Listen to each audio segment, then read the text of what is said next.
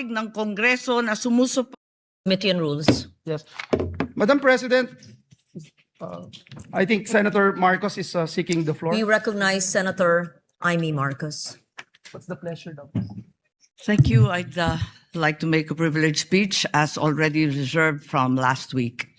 Is this, Madam President, a privilege speech or a question of personal and collective privilege? Because Personal we have and yet, collective privilege. because we have yet to dispense with, proceed to the reference of this. If it's a question of privilege, we will Yes. accede, Madam President. Yes, I rise on a matter of personal The collective good lady privilege. senator has indicated that she's rising on a matter of personal and collective privilege. We recognize once again Senator Amy Marcos. Thank you very much. Magandang hapon po, Madam President, our Majority Leader, the ladies and gentlemen of the Senate. I rise today on a matter of personal and collective privilege to address a pressing issue of utmost national importance. For far too long, our Filipino people have been left uncertain, confused, deliberately kept in the dark regarding the true intentions behind the continuing and increasingly belligerent efforts to upend the new Senate leadership and, worse, to amend the Constitution. The Filipino people deserve clarity. The Filipino people deserve honesty, and above all, the Filipino people deserve at least the truth.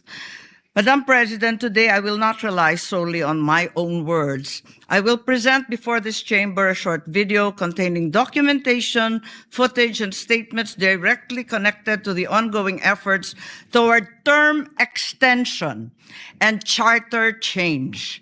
With your permission, therefore, may we now direct the technical team to play the video presentation. Bakit nagpalit ng liderato sa Senado? May I be allowed to humbly move to declare all seats vacant, Mr. President? With 13 affirmative votes, 10 negative votes, and 1 abstention, the positions in all the positions in the Senate is hereby declared vacant. Bakit ito nilusob?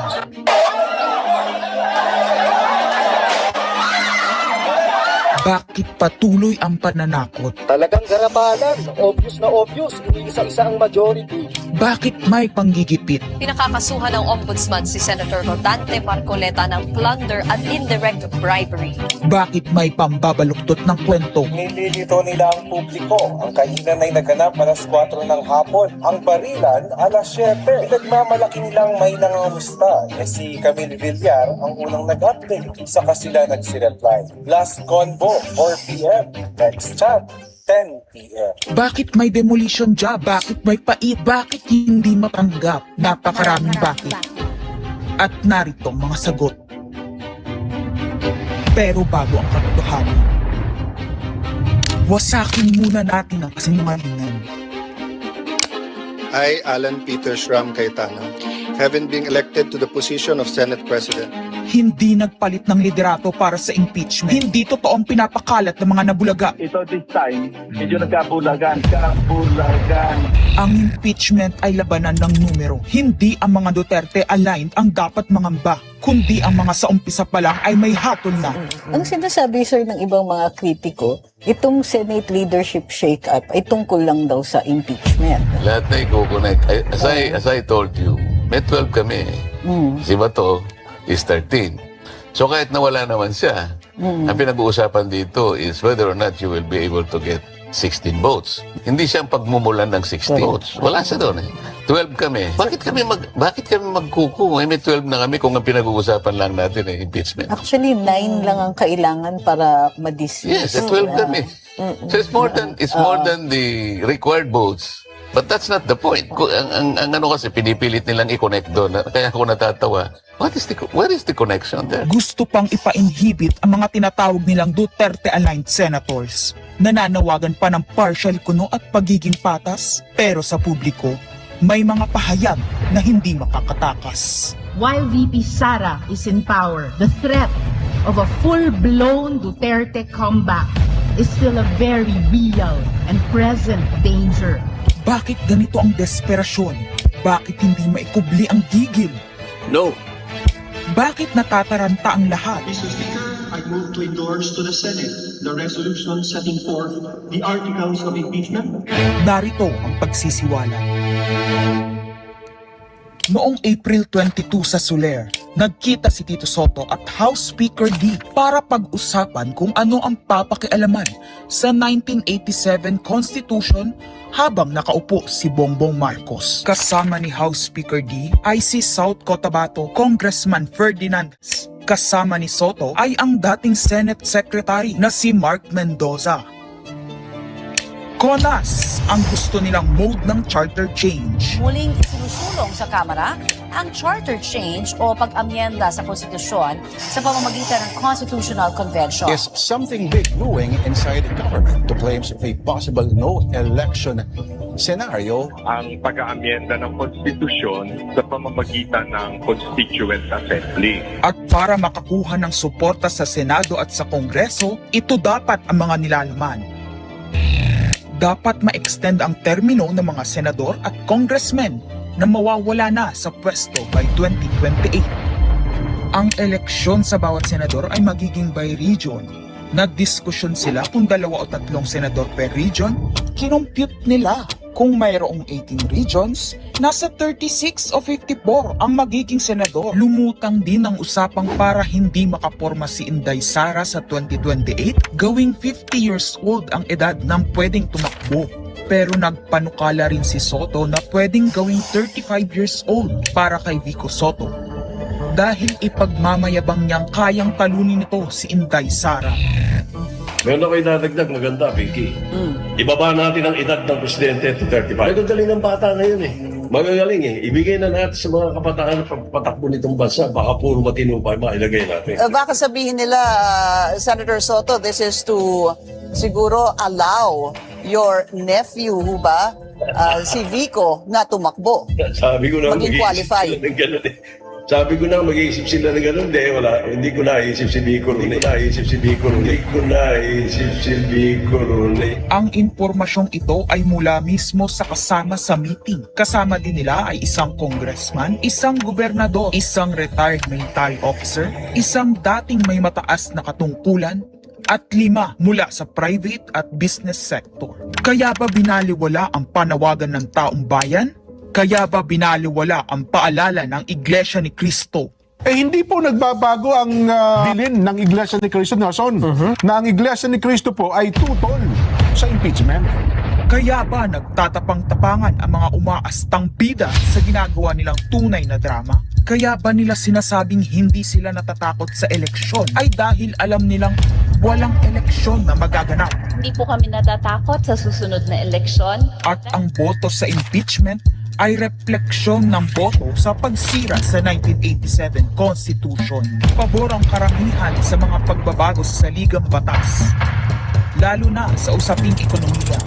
Ngunit kung papakialaman ng iilan ang konstitusyon para maghari-harian at para sa pansariling kapakinabangan, makapwesto ng matagal o mailuklok ang kamag-anak, humanda kayo sa galit ng bayan. Ang pagpapalit ng liderato sa Senado ay hindi kakaiba. Ito ay nakabase sa prioridad at gusto ng mga senador. Bumabahana ng ebidensya laban kina Bongbong Marcos, Liza Marcos, Sandro Marcos at Marvin Romualdez. Kailangan ng may bayag sa Blue Ribbon Committee.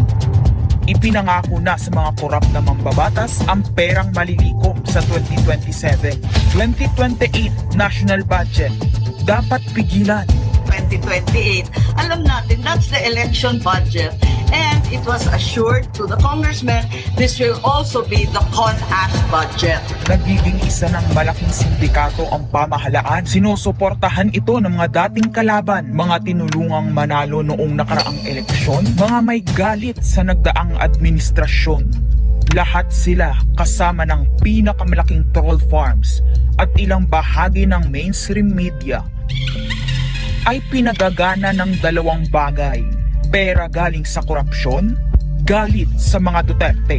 Mahalaga ang liderato ng Senado para sa mga korap at nakasandal sa mga buwaya ng kapangyarihan. Ngunit mas mahalaga ito sa mga naninindigan na ang Senado ay bantayog ng konstitusyon na hindi dapat pinatakot, sinusuhulan at iniipit upang maging tau-tauhan. Maaaring hati ngayon ang Senado. Maaring kanya-kanyang bersyon ng kwento. Wala nang pakialam kung ano ang totoo. Isa itong indikasyon na gumagana ang demokrasya. Kailangan lang maalala ng bawat senador na kahit sila ay may kapangyarihan, hindi dapat nila malimutan magpakatao. Sa kabila ng lahat ng problema, pinakamababang halaga ng piso sa kasaysayan, mataas na bilihin at gasolina, kawalan ng trabaho, halos wala nang makain, nagpapakamatay na mga magsasaka. Ang inuuna ay politika, impeachment at kung ano-anong propaganda para mabalik ang kontrol sa Senado ng mga nangako na maisakatuparan ang pagpapahaba ng panahon sa kapangyarihan.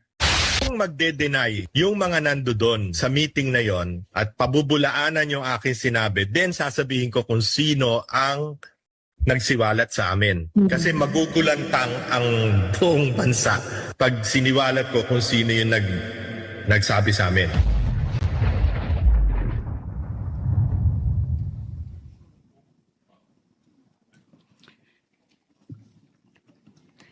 Impeachment, no elections, term extension. Ito ang inaatupag ng ilang mambabatas na nagiging mambubutas ng sikmura ng taong bayan. Inuuna ito kesa gutom, trabaho, kalusugan, kabuhayan. Gusto nilang pahabain ang paghihirap ng Pilipino. Gusto ata nilang gumapang ang bayan sa dusa, gaya ng paggapang ng mga buhaya sa kaban ng bayan at konstitusyon.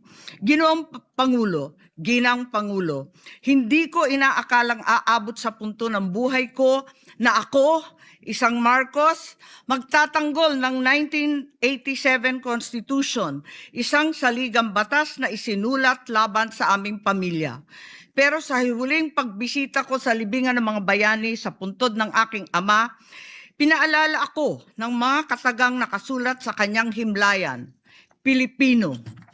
At bilang Pilipino, bilang isang lingkod bayan, bilang isang kaisa-isang anak ni Ferdinand Marcos na may lakas ng loob na tumindig para sa ating bansa, dapat protektahan natin ang saligang batas ng Pilipinas.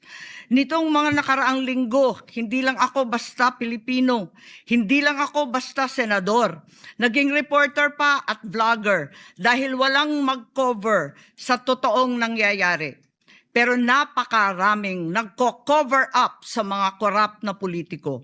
Kung meron nakakaalam sa galit ng bayan pagdating sa pagpapahaba ng poder sa kapangyarihan, nasa unahan na ako ng listahan. Hindi ako makakapayag na walang maisabuhay sa mga aral ng kasaysayan. Noong naharang natin ang PI na yan, People's Initiative, noong Enero 2024, hindi naman sila tumigil. Noong 12 ng Agosto 2025, unang inihayag ni Bongbong Marcos ng ating Pangulo na hindi niya tututulan ang isang Constitutional Convention o CONCON upang ayusin umano ang mga butas sa saligang batas, kasunod ng pahiwatig ng Kongreso na sumusuporta nito. Pagsapit ng Nobyembre, nung nakaraang taon din, naghain na si Congressman Ronaldo Puno at mga miyembro ng NUP, National Unity Party, ng House Bill 5870, naglalayong magpatawag ng Constitutional Convention upang magmungkahi ng mga amyenda sa konstitusyon. Noong 30 ng Enero 2026, nagpahayag naman si dating Senate President Soto ng suporta sa pagtalakay ng mga amyenda sa konstitusyon matapos ang desisyon ng Korte Suprema kaugnay ng impeachment laban kay VP Sara Duterte. Agad itong ikinatuwa ng tropang NUP na nagsabing mahalaga ang kooperasyon ng Senado upang maisulong ang mga reforma sa saligang batas. Gayunpaman, noong ika-31 ng Enero 2026, sumagot ang Malacanang, hindi raw prioridad ang charter change o CHACHA dahil nakatutok umano ang Pangulo sa mga isyong pang-ekonomiya Isang pahayag na inilabas matapos magpahayag ng suporta si SP Soto noon sa pag-amyenda ng konstitusyon. Sa gitna ng debateng ito, naghain nung ika-7 ng Pebrero 2026 yung dating ARTA Rabindranath Kilala ng isang radikal na panukala, buwagin ang Senado, pati na rin ang Kongreso at lahat ng lokal na sanggunian, paltan ng isang National Legislative Assembly, maari umano makatipid ng hanggang 1 trilyong taon-taon. Nung nakaraang buwan, formal din hinikayat ni Congressman Puno at ng NUP ang liderato ng Kamara na simulan ng pakikipag-usap sa Senado hinggil sa charter change sa pamamagitan ng Constitutional Convention.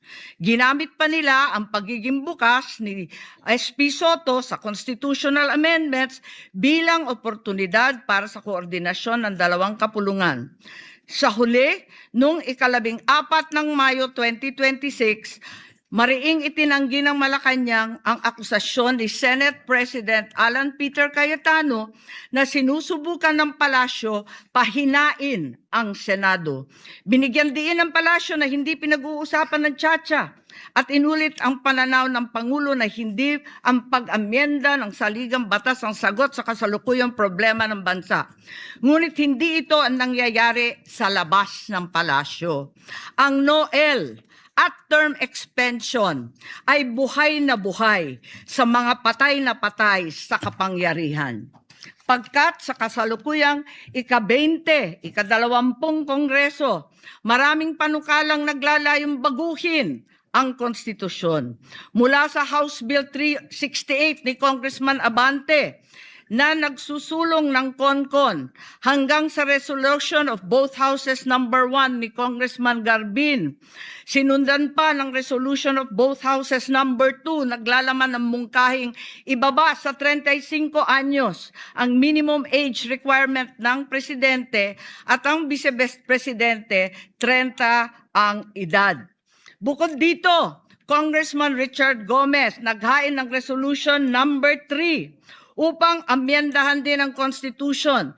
Meron pang resolution number 4, nagmumungkahi gawing 3 taon na lamang, 3 magkakasunod na termino ang panunungkulan ng mga senador. Nariyan ang House Resolution 460 ni na Congressman Oreta, Congressman Remulla, Congressman Daza at iba pa na bibigyan linaw daw ang kahulugan ng forthwith sa impeachment. At mula noong Abril, habang hinihikayat ng mga congressman na bumoto sa impeachment, malakas ang ugong ng NOEL sa 2028. Lumutang na rin ang mga detalye. Magte-term extension ang mga congressman at madadagdagan ng 3 taon na mananatiling nakaupo sa pwesto hanggang 2031. Ganon din, 2028. Ganon din ang mga senador, pati ang Pangulo. Hanggang 2031 na raw. Kung may eleksyon man sa 2028, sa lokal na lang. Kaya, Visayas o Mindanao ka man, suportado ng iglesia o hindi, walang problema dahil walang eleksyon. Kaya ang tanong ngayon, ayaw ba talaga ng palasyo sa tsa-tsa o kunwari lang? O talaga bang wala ng respeto sa Pangulo? Bukod kay Lito Banayo, napakarami kong sources patungkol sa mga meeting na naganap para sa isinusulong na Constituent Assembly o CONAS. Mga kalipunan ng mga politikong hindi nananalo sa mga matataas na posisyon, inaambisyon nila. Kung hindi kayang manalo sa boto, baguhin na lang ang konstitusyon. Noon pa man, hindi ako naging hadlang sa pagbabago. Kumpara lamang sa ekonomiya at ikagiginhawa ng buhay ng Pilipino. Pero magagaling ang mga buwaya.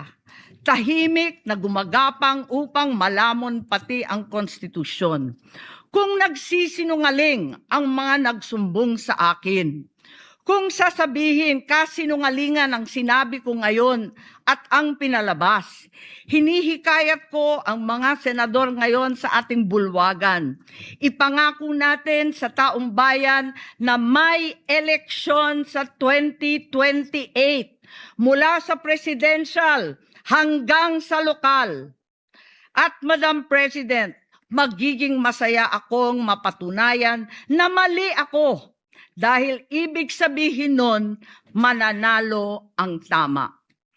In the interest of time and that this chamber may proceed with its scheduled legislative business, I will not entertain any interpellations at this juncture and would rather allow the facts in the video as well as confronting this nation to resonate fully with this chamber and the Filipino people. I urge this body to look deeply into what we have witnessed today, act with vigilance, courage, and fidelity to the Constitution we swore to defend. Maraming salamat po. Thank you. Madam President, may I make Yes, we recognize Senator Mig Subiri. point of order? Madam President, the point of order. Under Section 93, 94, 95 on unparliamentary acts and language,